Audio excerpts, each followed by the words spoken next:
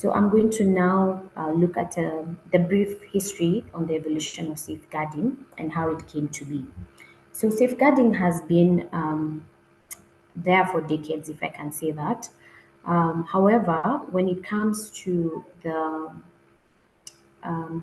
development world, or I would say the non-profit um, areas of and development organizations, safeguarding became a key issue around the early 2000s.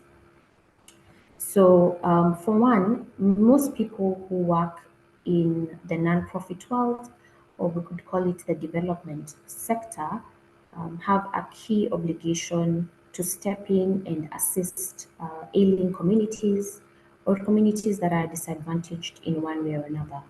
So, in 2002, a report detailed sexual abuse and exploitation of refugees by aid workers in West Africa. It became known as the West Africa Food for Sex scandal, and this triggered a major response across the aid sector. The UN Secretary General issued a bulletin on special measures for the protection from sexual exploitation and abuse.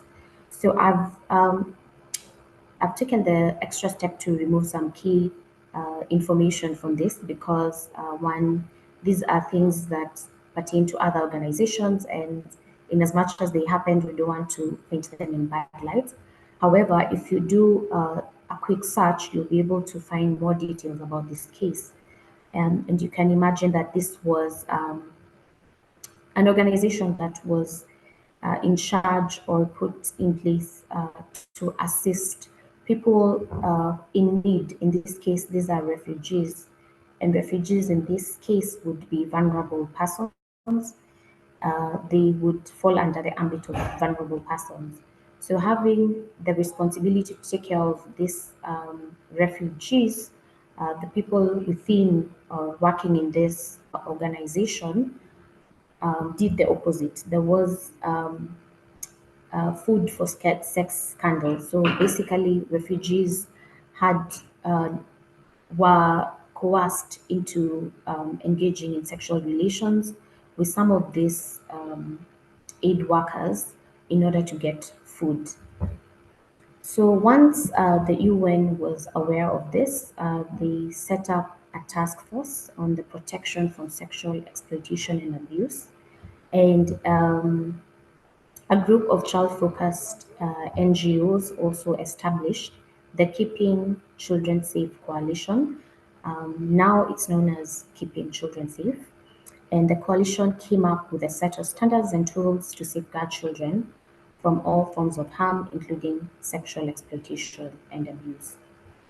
So in that was around the early 2000s. Then again in 2018, yet another scandal broke out, and it was equally as huge. So, under the 2018 one, there's a sexual exploitation and misconduct that was covered in the media, and it prompted a review of safeguarding policies, practice, culture, and leadership on these issues. The 2018 case was quite significant because it was an a very well-known, renowned international organization. It was receiving donations from the public, from key governments, and how this scandal was came to light was through a newspaper. So everything was calm, and one day the headline was that this organization has done this and this. So it was quite a scandal because this organization had gone in to assist people who had undergone quite a tragic moment. There was a hurricane that had occurred in the moment, and they'd been sent to this area to, provide relief, assist the people as they figure out what next after the hurricane. At the same time, in 2018, when this scandal was going on, the Me Too movement had also come up, and this was highlighting women's experiences of sexual exploitation, abuse, and harassment at the workplace. So ever since then, organizations have particularly increased their focus on listening to the survivors and applying the survivor-centered principles to safeguarding.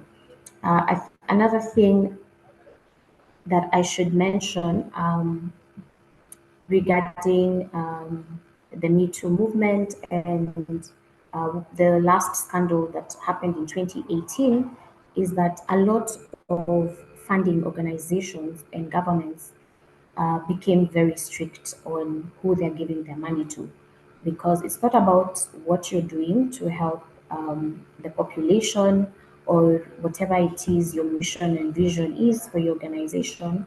You also have to look at how you're doing it. So that became very crucial. And for most donors, for most governments, before they are able to fund you, before they make the decision to fund you, they have to look at whether you're upholding safeguarding as an institution, if you have the necessary and required policies in place, if you have people who are tasked with ensuring safeguarding in organizations is upheld. So I'm going to take